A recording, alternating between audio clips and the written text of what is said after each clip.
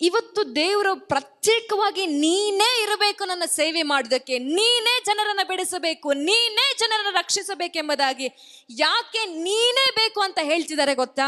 ದೇವರಿಗೆ ಗೊತ್ತು, ಒಂದು ಸಾರಿ ನೀನು ಕಮಿಟ್ ಆದ್ರೆ ದೇವರೊಟ್ಟಿಗೆ ನೀನು ಯಾವತ್ತು ದೇವರನ್ನ ಬಿಟ್ಟು ಹೋಗೋದಿಲ್ಲ ಅಂತ. ಅದಕ್ಕೆ ದೇವರು ನೀನೇ ಬೇಕು ಅಂತ ಹಠ ಹಿಡಿದು ಕೂತಿರೋದು. ನಿನಗೆ ಅನ್ನಿಸಿರ್ಬೋದು, ಅಯ್ಯೋ ನಾನು ತಪ್ಪು ಮಾಡಿದ್ದೇನೆ, ನಾನು ಅರ್ಹನಲ್ಲ, ನಾನು ಅರ್ಹಳಲ್ಲ ದೇವರ ಸೇವೆಗೆ ಅಂತ. ಆದರೆ ದೇವರಿಗೆ ಗೊತ್ತು, ನೀನು ಕಮಿಟ್ ಆದರೆ ಎಷ್ಟು ಬಲಶಾಲಿಯಾಗಿ ದೇವರೊಟ್ಟಿಗೆ ನೀನು ಕೆಲಸ ಮಾಡ್ತೀಯ ಅಂತ.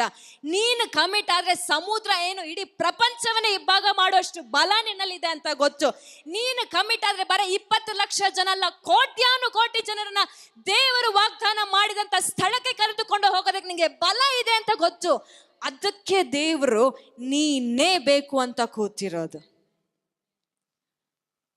ಎಷ್ಟೋ ಜನರಿಗೆ ಇಲ್ಲಿ ಪ್ರವಾದನೆಗಳು ಬಂದಿದೆ. ಯಾಕೆ ಗೊತ್ತಾ ನಿಮಗೆ ಪ್ರವಾದನೆಗಳು ಬಂದಿರೋದು? ನೀನು ಕಮಿಟ್ ಆದ್ರೆ ಇಡೀ ಪ್ರಪಂಚವನ್ನೇ ನಡಗಿಸಬಹುದು. ಭಯ ಪಡಬೇಡ. ಇದೇ ಮೋಶೆ ಆ ಜನರು ನನ್ನ ಪ್ರೀತಿಸಲ್ಲ ಅಂತ ಹೇಳಿ ಹಿಂಜರಿತಿದ್ದ. ಇದೇ ಮೋಶನ ಜನರು ಕೊಂಡಾಡೋ ಹಾಗೆ ದೇವರು ಮಾಡಿದ್ರು. ಯಾವ ಮನುಷ್ಯರಿಂದ, ಯಾವ ವೈರಿಗಳಿಂದ ಇವತ್ತು ನಿಮ್ಮ ವಿರುದ್ಧವಾಗಿ ಎಂಥದೇ ಕೆಟ್ಟ ಹೆಸರು ಬಂದಿದ್ರು ಕೂಡ ಪರವಾಗಿಲ್ಲ, ಅದನ್ನ ಬದಲಾಯಿಸೋದಕ್ಕೆ ನಿನ್ನೊಟ್ಟಿಗಿರುವಂತ ಸರ್ವಶಕ್ತನು ಶಕ್ತನಾಗಿದ್ದಾನೆ. ನಿನ್ನನ್ನು ಮಾತ್ರ ಕೈ ಬಿಡೋದಿಲ್ಲ ದೇವರು. ಒಂದು ವೇಳೆ ನೀನ್ ದೇವರನ್ನ ಗಟ್ಟಿಯಾಗಿ ಹಿಡಿದುಕೊಂಡು ನಾನು ಹೇಳ್ದಂಗೆ ಇರ್ತೀನಿ ಅಪ್ಪ ಅಂತ ದೇವರ ಸೇವೆಯನ್ನ ಮಾಡೋದಕ್ಕೆ ಬಂದ್ರೆ, ಒಂದು ಸಾರಿಯೂ ಕೂಡ ನಿನಗೆ ಅವಮಾನ ಆಗದ ಹಾಗೆ, ಒಂದು ಸಾರಿ ಕೂಡ ನಿನಗೆ ಎಲ್ಲಿಯೂ ನೋವಾಗದ ಹಾಗೆ ದೇವರು ತನ್ನ ಕೈಯಲ್ಲಿ ಎತ್ತುಕೊಂಡು ಹೋಗೋದಕ್ಕೆ ಸಿದ್ಧನಾಗಿದ್ದಾನೆ.